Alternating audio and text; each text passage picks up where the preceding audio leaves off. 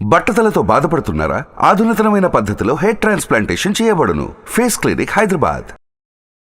నమస్తే, welcome to Suman TV. నేను విష్ణు. ప్రస్తుతంతో పాటు certified financial planner Ram Prasad గారు ఉన్నారు. వారితో మాట్లాడదాం. సార్ నమస్తే. సార్ రామ్ ప్రసాద్ గారు. నమస్తే అండి. సార్ రామ్ ప్రసాద్ గారు, ఒక లోయర్ ఇన్కమ్లో ఉన్న ఒక పర్సన్, అంటే ఒక మధ్యతరగతి పర్సన్ నెలకి ఒక 1000 రూపాయలు కనుక ఇన్వెస్ట్మెంట్ స్టార్ట్ చేసుకుంటే ఒక 40 years పాటు, సో నేను దీన్ని ఎస్ఐపి క్యాలిక్యులేటర్లో ఒకసారి నేను ఇంప్లిమెంట్ చేసి చూస్తా. నెలకి 1000 రూపాయలు 40 years ఇన్వెస్ట్ చేస్తే ఎంత వస్తుంది ఏంటనేది ఒకసారి నేను చూసి మిమ్మల్ని అడుగుతాను. అసలు రిటర్న్స్ ఏంటి, ఎలా ఉన్నాయి ఒకసారి. ఓకేనా? నేను కూడా ఎస్ఐపి క్యాలిక్యులేటర్ వాడుతున్నాను.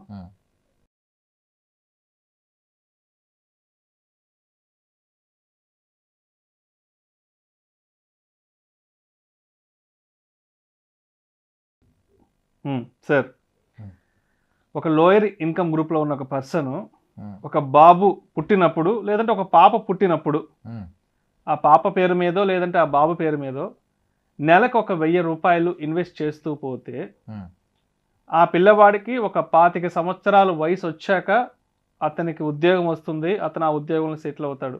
సో 25 సంవత్సరాల వరకు ఆ 1000 రూపాయలు అనేది ఆ తండ్రి ఇన్వెస్ట్ చేశాడు.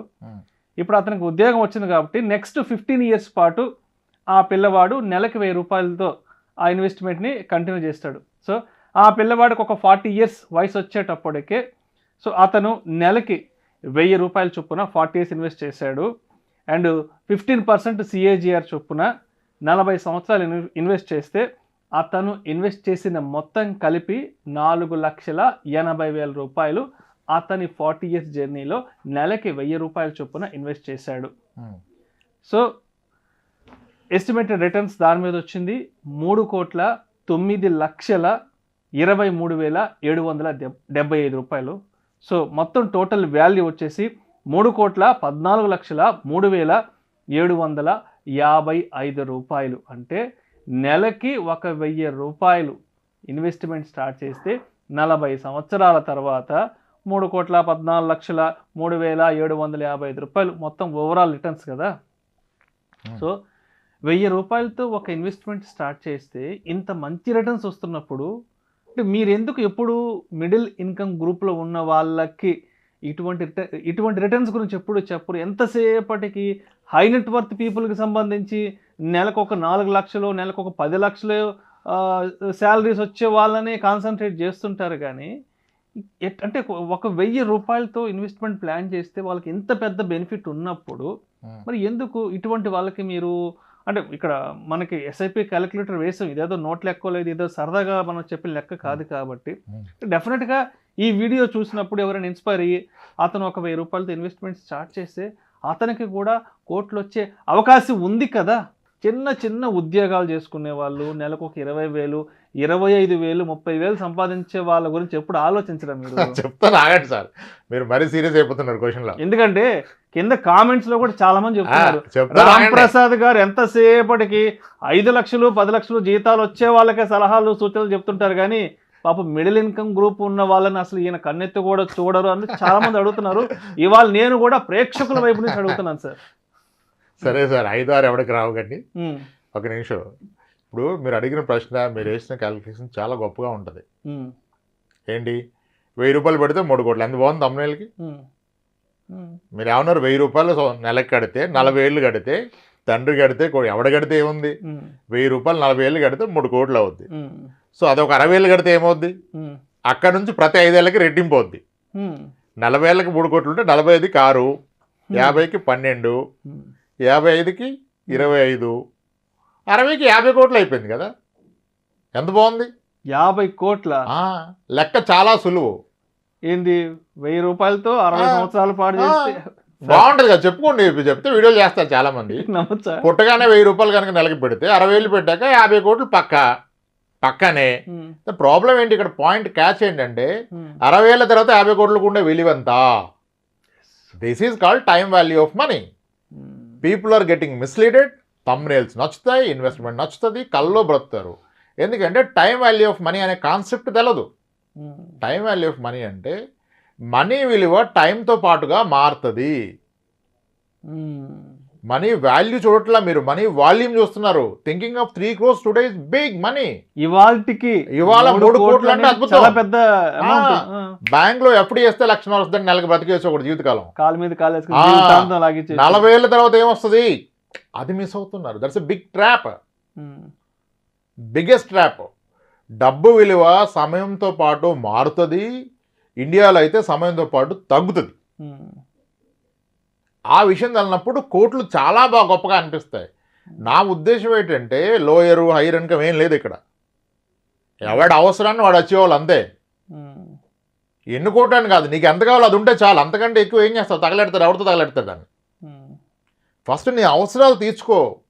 ద మోర్ వరీ ఎప్పుడు వస్తుందంటే people are more worried about future. భవిష్యత్తు గురించి వీడు బెంగెట్టేసుకొని భవిష్యత్తు ఉంటుంది, వీడు భవిష్యత్తులో వీడు పోతాడు ఈ గ్యాప్లో. అసలు ముందు you do financial planning, you do investment, you do what ever to enjoy today not future. ఈరోజు హ్యాపీగా బ్రతకడానికి ఏం కావాలో వచ్చి, ఈరోజు ధైర్యంగా బ్రతకడానికి ఏం కావాలో వచ్చి. 40 ఏళ్ళ తర్వాత 3 కోట్లు వస్తే ఈ 40 ఏళ్ళు తినకుండా దాస్తుంటే తప్పదు. అర్థమైంది కదా. Time value of money is a concept. మీ ప్రతి wrong investment is happening because you don't know the time value of money. అది తెలిస్తే మీ తప్పు ఇన్వెస్ట్మెంట్ జరగదు, ఒకడు మిమ్మల్ని తప్పుగా మిస్లీడ్ చేయడు. ఇప్పుడు ఈరోజు మీరు లక్షలంటే అందరు కోపాలు వచ్చేది కానీ 50,000 జీతాలు ఉన్నారా? 35 ఏళ్ళ వయసులో 50,000 జీతాలు ఉన్నారా? ఉన్నారు కదా. 50,000 గొప్ప అమౌంట్ ఈరోజు. అంటే పెద్ద ఓకే, ఏదో అలా లాగేచ్చు. ఓకే, కానీ ఇదే వ్యక్తి ఈరోజు 35 ఏళ్ళ వయసు ఉన్న వ్యక్తి, 50,000 రూపాయలు సంపాదిస్తున్న వ్యక్తి, అతనికి 20,000 ఉన్నప్పుడు డిగ్రీ ఫైనల్ ఇయర్లో ఉన్నప్పుడు అతని డ్రీమ్ శాలరీ ఎంత తెలుసా? ఆడి కల్లో గొప్ప జీతం ఎంత? 50,000. 50,000 కాదు, 20,000 వస్తే అద్భుతంగా బ్రతకొచ్చు. 25,000 వస్తే ఇంకేం కావాలనుకున్నాడు. ఈరోజు 50 వస్తే ఏమర్థమైంది ఆయనకి? ఏమి అవదరా శాలరీ కాదు అని అర్థమైంది. నేను కూడా ఒక 10 years బ్యాక్ హైదరాబాద్కి వచ్చిన కొత్తల్లో ఇదే బంజారా హిల్స్ నడుచుకుని వెళ్తుంటే అనుకునేవాడిని, 50,000 జీతం కనుక నాకు గాను వస్తే ఈ కనిపించే బంగ్లాల్లో, ఈ కనిపించే విల్లాల్లో ఏదో ఒక ఫ్లాట్లో నేను కూడా ఉంటానని 2010, 2011లో హైదరాబాద్కి వచ్చిన కొత్తల్లో నేను కూడా ఇమాజిన్ చేసుకునేవాడిని. బట్ ఇప్పుడు 50,000 అనేది నథింగ్ అసలు. గత వీడియోలో కూడా ఏదో వీడియోలో నేను చట్నీస్లో బ్రేక్ఫాస్ట్ అందరూ ఆయన కోపం వచ్చింది, కామెంట్ పెట్టాడు, అంత చిల్లరగా మాట్లాడదు మీరు చట్నీస్లో బ్రేక్ఫాస్ట్. అదే జరుగుతుంది. ఇప్పుడు ఒక విషయం చెప్తాను sir, time value of money తలక మిస్లీడ్ అవుతాం. ఇప్పుడు 1985, 86లో ఉద్యోగం వచ్చిన వ్యక్తికి, సగటు వ్యక్తికి, ఫస్ట్ అది కూడా కాదు ఇంకో క్వశ్చన్ అడుగుతాం, ఒక 86, 88వ సంవత్సరం 1986, 88 సంవత్సరంలో ఒక మిడిల్ క్లాస్ ఫ్యామిలీ మంత్లీ ఖర్చు ఎంత ఉంటుంది అనుకుంటున్నారు మీరు? ఒక సాధారణ family, middle class family town, ఒక మండల్ హెడ్ క్వార్టర్లో, ఆ రోజు మండల్ హెడ్ క్వార్టర్స్ ఉంటే ఒక నెలవారీ ఖర్చు ఎంత అయ్యిందండి? 85, 86, 80 టైంలో ఒక గెస్ కొట్టండి మీరు. ఒక 1000 రూపాయలు ఉండేదా?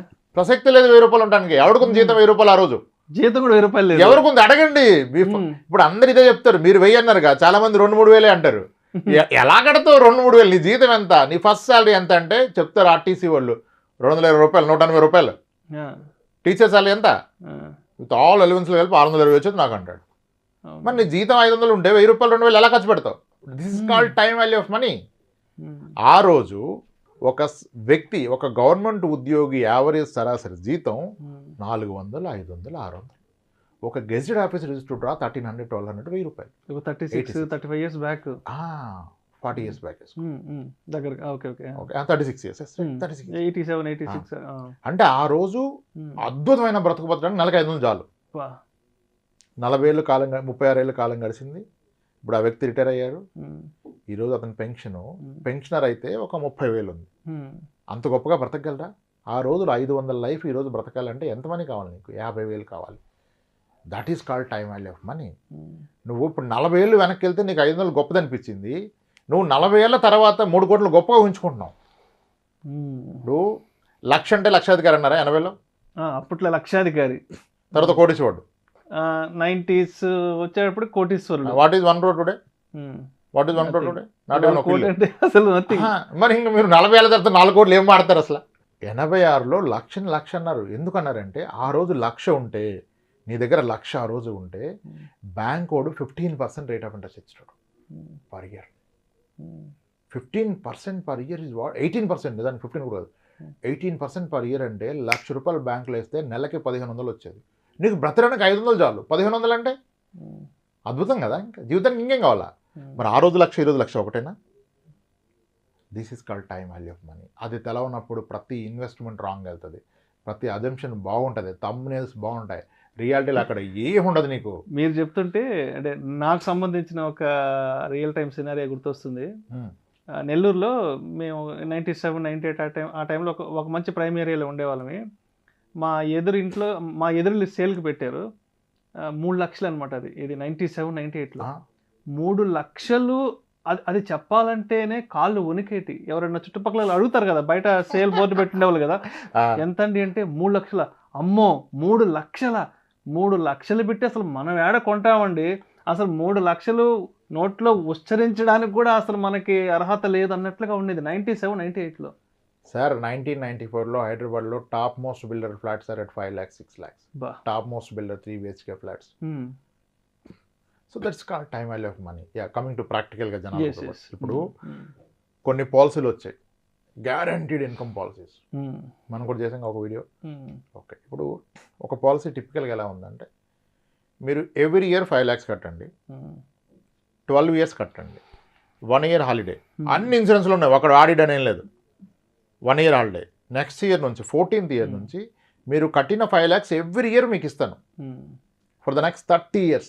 అక్కడి నుంచి 30 years తర్వాత మళ్ళీ మీరు ఇప్పటిదాకా కట్టిన అమౌంట్ ఇస్తా అంటే అద్భుతం కదా. ఆయన ఏమంటాడంటే, సార్ మీరు కట్టేది ఎంత సార్?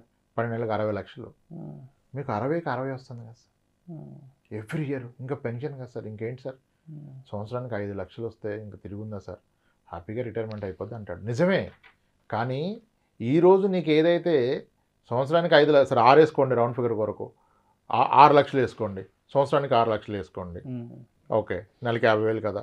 తర్వాత నీకు నెలకి 50,000 పెన్షన్ స్టార్ట్ అయిపోయింది అన్నాడు. ఇక్కడ మనం మిస్ అయ్యేది ఏంటంటే, ఈరోజు నెలకి 50కి 14 ఏళ్ళ తర్వాత నెల 50కి తేడా ఉందా లేదా? Inflation 7% is what. ఎవ్రీ 10 yearsకి రూపీ వాల్యూ సగం అయిపోద్ది.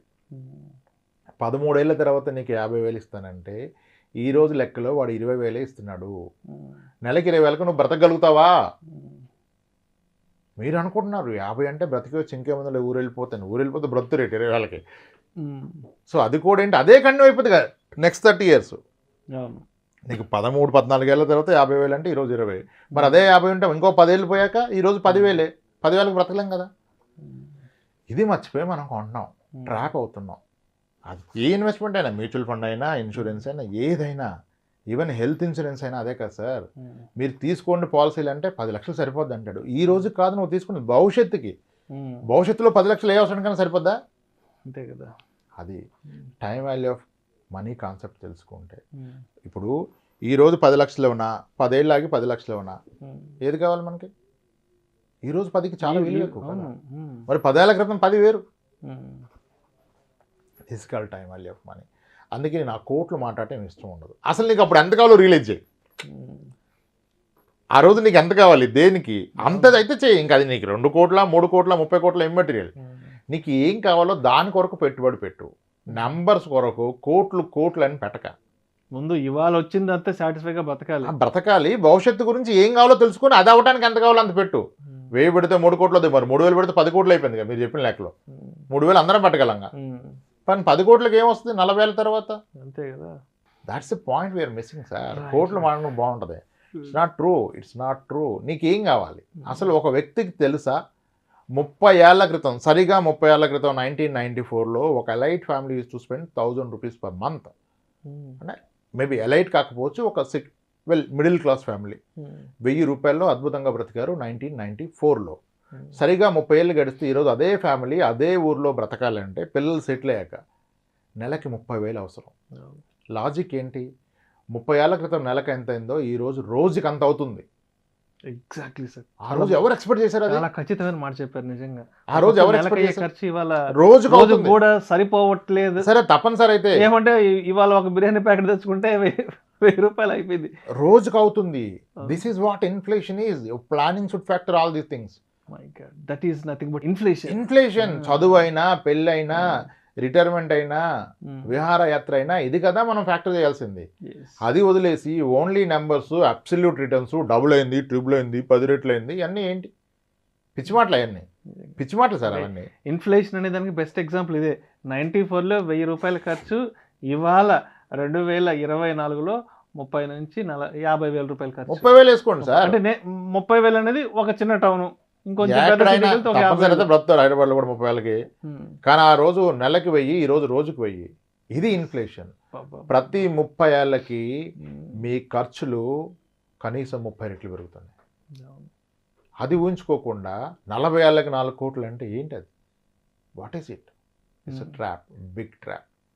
Don't go by figures, numbers, జీరోస్లో ఏమి లేదు వాల్యూ. మనకి ఎప్పుడు కావాలి, ఎంత కావాలి, ఈ డెడికేషన్కి ఎంత అవుద్ది. ఈరోజు 30 లక్షలు లేదు 10 లక్షలు, మరి 10 ఏళ్ళ తర్వాత 20 లక్షలు, 20 ఏళ్ళ తర్వాత 40కి ఏం కావాలి అచ్చీ నువ్వు. అది నీకు 20 ఏళ్ళకే కావాలి. ఇటు పుట్టాడుగా 18 ఏళ్ళకే కావాలి కదా ఆడికి. నువ్వెందుకు 40 ఏళ్ళకి మాడుతున్నావు? 40 ఏళ్ళకి ఆర్డర్ చేసుకుంటాడు. ఆడికి సరిగ్గా చదివిస్తే ఆడు దాన్ని చాలా సంపాదిస్తాడు. That's the point. అది మిస్ అవుతాం. లెంది అయిపోద్ది మన వీడియో కానీ. Thank you sir. అది అందుకనే మనం కోట్లు మాట్లాడడం. Right sir. Thank you so much Ramprasad గారు. మొత్తానికి ఆడియన్స్ అడుగుతున్నట్టు ఎందుకు రాంప్రసాద్ గారు ఎక్కువ హై నెట్ వర్త్ పీపుల్ని, అంటే వాళ్ళకే సలహాలు సూచనలు ఇస్తుంటాడు, మిడిల్ ఇన్కమ్ గ్రూప్ వాళ్ళకి ఎందుకు పెద్దగా ఆయన పట్టించుకోరు అనే ఆస్పెక్ట్లో audience point of view, audience వైపు నుంచి నేను ఈ క్వశ్చన్ అడగడం జరిగింది. Perfect sir. చాలా చక్కగా మీ విశ్లేషణ తెలియజేశారు. Thank you so much sir. Right sir. Suman టీవీలో మీ పర్సనల్ అండ్ బిజినెస్ ప్రమోషన్స్ కోసం కింది నెంబర్కి కాంటాక్ట్ చేయండి.